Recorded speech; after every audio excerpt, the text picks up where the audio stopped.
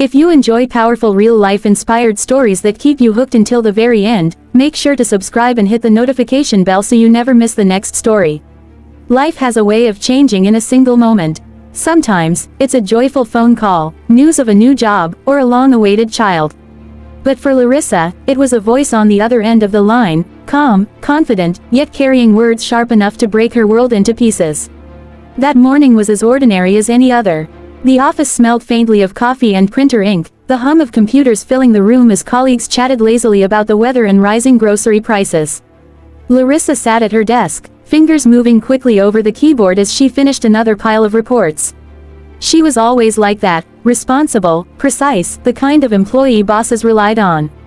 Her boss, as usual, muttered about deadlines, pacing in his office like a restless bear. Her coworkers leaned against desks, scrolling on their phones, exchanging sighs about bills and the cost of bread. For Larisa, it was routine. Work, home, a husband who came and went, and the endless rhythm of days blending together. She didn't expect anything unusual. Until her phone rang. At first, she almost ignored it, probably a bank call, or another marketing pitch. But something about the timing made her answer. Larisa Viktorovna. The voice was female, steady, and far too assured. Yes, this is she. Who's speaking? My name doesn't matter right now. What matters is your husband, Valerie. I need to meet with you. It's important, urgent, in fact. Larisa's heart gave a small, panicked squeeze. The woman's tone wasn't aggressive, but it was too calm, too certain. Excuse me, who are you? Larisa asked carefully, trying to keep her voice even. There was a pause, just long enough to feel deliberate. Then, my name is Lena, and I have something you must hear. This concerns your marriage. I'll say it again, it's very important. You won't refuse, will you? Larisa blinked, her fingers frozen above the keyboard. Something icy crawled down her spine. I don't understand, what do you mean? What exactly? Let's meet. The cafe at the corner, right by your office. In 1 hour. Please don't be late. And just like that, the line went dead. The cafe smelled of warm pastries and freshly ground coffee. The chatter of students and office workers blended with the hiss of the espresso machine. Larisa sat at a corner table, her palms damp, her mind whirling with possibilities. Who was this Lena? What could she possibly want? She didn't have to wait long. A tall, slender brunette walked in, stylish coat, sharp heels clicking on the floor. Around 30, with the kind of confidence that seemed rehearsed. She spotted Larisa instantly and approached. Thank you for coming, she said, her lips curling with a trace of sarcasm. Her eyes swept over Larisa from head to toe, a silent judgment. Then she sat down, crossed her legs, and leaned forward. I won't go around in circles. Your husband doesn't love you. The words landed like a slap. Larisa stiffened, blinking at the stranger, unable to process what she'd just heard. What did you say? He's been with me for a year now. Lena's gaze was steady, merciless. She let the silence stretch, watching the disbelief flood Larisa's face. Then, almost casually, she added, and soon, we'll have a child. The cafe seemed to spin. The background noise faded. Larisa gripped her cup so tightly her knuckles turned white. You're lying, she whispered, her throat dry. Lena sipped her coffee, unbothered. I wanted you to know the truth. Valera and I have nothing to hide. He simply hasn't found the courage to tell you himself. But I believe everything should be out in the open. I came here hoping this could be resolved peacefully. And then she stood, collected her purse, and walked away, leaving Larisa in the haze of shock, anger, and a pain she had never felt before. That night, Valera didn't come home. Larisa sat alone in the dark, a glass of wine trembling in her hand, replaying the conversation over and over. He's been with me for a year. We're having a child, her husband, her marriage, her life, all stolen by a woman who had the audacity to meet her face to face and speak those words without shame. Tears blurred her vision, but beneath them, something else began to grow. Something sharper, angrier. Jealousy and betrayal twisted together into a single burning thought. They won't get away with this. By morning, Larisa had made her decision. She dialed a number she hadn't used in years, her cousin Yura. A man with connections. A man who always knew people who could take care of problems. Yura, she said, her voice low, trembling but determined. I need help. I need some strong guys, ones who won't hesitate. I want to scare a man and a woman. Badly. Can you arrange that? I'll pay. Her cousin was silent for a moment, then sighed. Larisa, are you sure? I've never been more sure in my life. The following evening was quiet in the city. Street lamps flickered weakly against the autumn darkness, and leaves rustled under hurried footsteps. In another part of town, Valera walked alongside Lena, his hand resting lightly on her arm. They were laughing, discussing something ordinary, almost mundane, like any other couple in love. Blue, Lena insisted with a grin. The stroller has to be blue. It's classic. Valera chuckled, shaking his head. Pink, it's softer. Besides, what if it's a girl? She playfully nudged him. Then we'll get both. But don't even try to win this argument. I've already made up my mind. They looked like any ordinary couple, dreaming of the future, imagining their life with a baby. Neither of them noticed the three men leaning against the wall at the far end of the courtyard. The men straightened as Valera and Lena drew closer. One of them, stocky with a shaved head, smirked. Well, look at these lovebirds. Out for a stroll, eh? Valera frowned. Excuse me, we don't want any trouble. Trouble. The tallest one stepped forward, his knuckles cracking. It's late. Kids should be in bed by now. But you two think you can just prance around, all lovey-dovey. Maybe you need a little lesson. Before Valera could react, a fist connected with his jaw. He stumbled, the laughter gone from his face, replaced with shock and pain. Stop, Lena cried, clutching his arm. But another man shoved her hard, sending her crashing to the pavement. Her cry echoed in the courtyard. Valera tried to fight back, but the blows came fast and merciless, punches to the ribs, kicks to the stomach. His breath came in ragged gasps. Blood filled his mouth. He heard Lena scream again, a sound that cut through him worse than any strike. Leave her alone, he rasped, trying to reach for her. But one of the men had already turned on Lena. She struggled to rise, one hand protectively over her belly. The kick came swift, cruel. She fell again, her body curling instinctively. A sharp, tearing pain ripped through her abdomen. Her scream broke into silence as her body gave way, consciousness slipping. The men didn't stay long. They'd done what they came to do. Within minutes, their footsteps faded, swallowed by the night. Valera lay groaning on the cold ground, his body battered, his arm twisted painfully beneath him. He dragged himself toward Lena, who lay motionless, her face pale under the streetlight. Lena, oh God, Lena, his voice cracked, fear flooding him. He reached out, touching her cheek with trembling fingers. But she didn't respond. In that moment, Valera realized the nightmare had only just begun. 2 days later, the hospital was eerily quiet. The sterile smell of disinfectant filled the corridors. Larisa walked down the hallway, her heels clicking on the tiles. Every step felt heavy, but her mind repeated a single phrase like a mantra: he deserved it. They both did. When she entered the ward, the sight hit her harder than expected.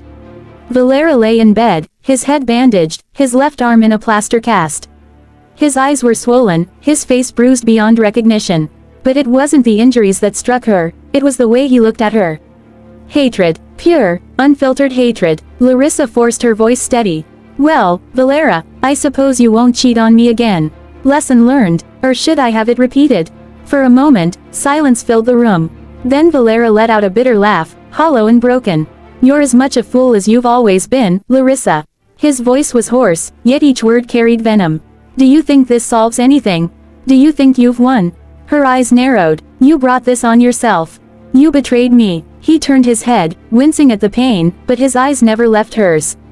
You killed her. The words sliced through the air.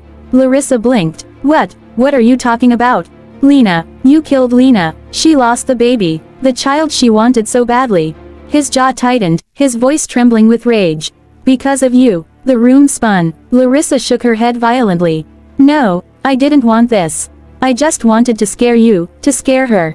I didn't know. Oh, you didn't know. Valera spat, his face twisting with disgust. And that makes it better. That excuses you. Her hands trembled uncontrollably. No, I swear, I didn't. He cut her off. She's dead, Larisa. Last night, she hanged herself in her hospital room. After the doctor told her she'd never have children again. The words crashed over Larisa like icy water. She staggered back, her face draining of color. Her breath came in shallow gasps. No, that can't be. Valera's eyes burned into hers. It is. And it's on you. Her blood. My child. All because of you. He turned his face to the wall, his voice dripping with contempt. Get out. Murderer. Larisa stood frozen, unable to breathe. The sterile room seemed to close in around her, the walls pressing tighter and tighter. She wanted to scream, to beg him to take the words back. But the hatred in his eyes told her everything. There was no forgiveness. For the first time, she realized the truth. In her quest for revenge, she had destroyed not just Valera's life, not just Lena's, but her own. The days that followed were not days at all, but long stretches of torment. Time lost its shape, morning bled into night, night into dawn. For Larisa, there was no rest, only the echo of Valera's voice in the hospital ward, "Murderer." At first, she told herself she wasn't guilty. She hadn't thrown the punches, she hadn't kicked Lena. She had only asked Yura to scare them.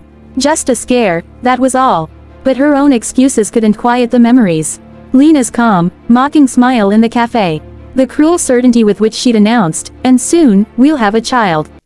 Larisa had wanted to wound her pride, to shake Valera awake. Instead, she had buried them both. At work, whispers followed her. She could feel the stares of colleagues, hear the hushed gossip when she entered the room. No one said anything outright, but silence often speaks louder than words. She knew they had heard. And then came the knock on her apartment door. When she opened it, she was met with the furious eyes of an older woman, hair unkempt, face worn by grief. Lena's mother. "You." The word was spat more than spoken. "You killed my daughter." Larisa froze, her hands tightening on the doorframe. I didn't mean." The woman shoved a crumpled photo into her chest. A picture of Lena, smiling under the summer sun, her hair loose, her eyes filled with life. "She was my only child. And you destroyed her." The mother's voice cracked, but the hatred in her eyes was sharper than glass. "Do you think you can hide behind excuses? Do you think God doesn't see? He does. And he will punish you." Larisa tried to speak, but her throat closed. By the time she found her voice, the woman was already gone, leaving the photograph trembling in Larisa's hands. That night, Larisa sat on the floor of her apartment, staring at the picture until dawn. Valera never returned. When he was discharged from the hospital, he packed what little he needed and moved out without a word. He left no note, no address, no forwarding contact. Only silence. Mutual friends avoided her, some out of loyalty to him, others out of fear of being caught in the mess. Her world shrank to four walls, her own shadow the only companion. Every sound reminded her of Lena's scream. Every reflection in the mirror showed not her face, but the eyes of a murderer. She stopped going to work. She stopped answering the phone. Food lost its taste, sleep became impossible. Guilt had become her only companion, wrapping around her like chains. 1 year later, the city had changed with the seasons, but inside, Larisa remained frozen in that night. She wandered streets without purpose, clutching her coat tighter around her as if it could shield her from her own memories. One day, as she turned a corner near the park, she froze.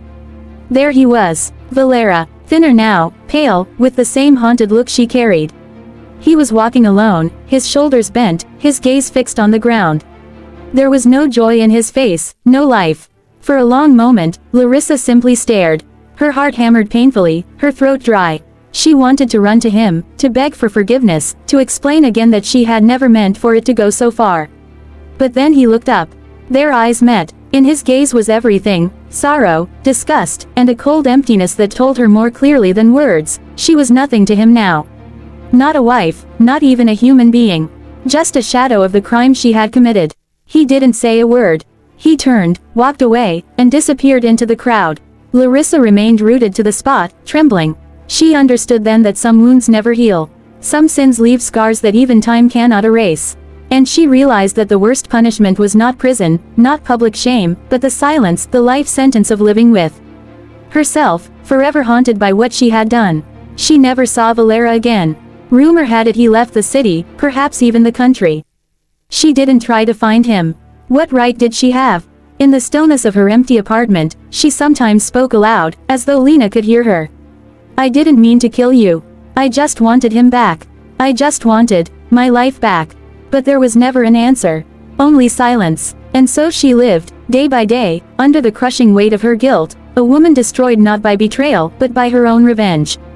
Revenge might feel like justice in the heat of the moment, but often it destroys far more than it saves. Larisa thought she was taking back control, but in the end, she lost everything, her husband, her peace, her future. If this story struck a chord with you, don't forget to subscribe for more powerful real-life inspired stories.